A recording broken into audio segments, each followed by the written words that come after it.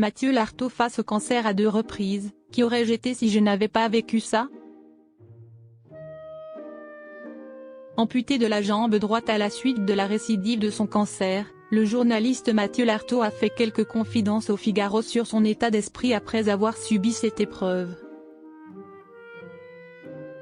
Passionné de sport, journaliste pour France Télévisions, Mathieu Lartaud a fait face à une terrible épreuve en 2023.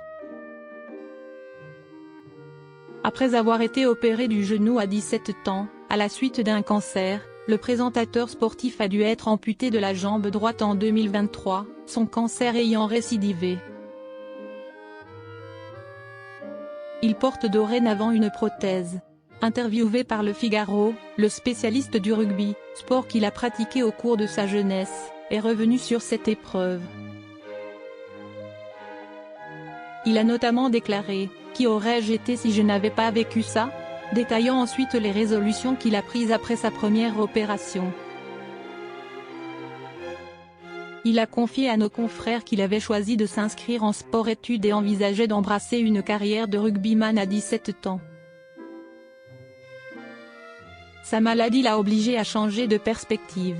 C'est après cette première épreuve qu'il a décidé de devenir journaliste sportif.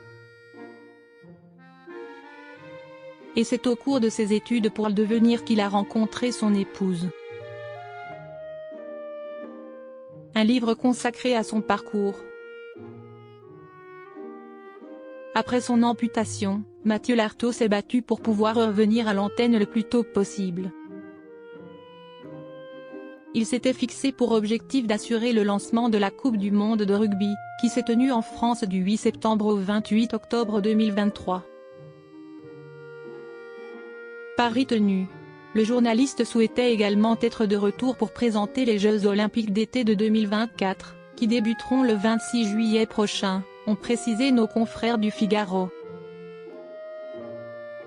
Devenu écrivain, Mathieu Lartaud a raconté son parcours dans un livre paru aux éditions Robert Laffont ce 4 mai, a rapporté Var Matin. Son titre, On n'ampute pas le cœur. Mon combat pour la vie. Présentant son ouvrage sur Instagram le 15 mars dernier, le journaliste avait posté le texte suivant.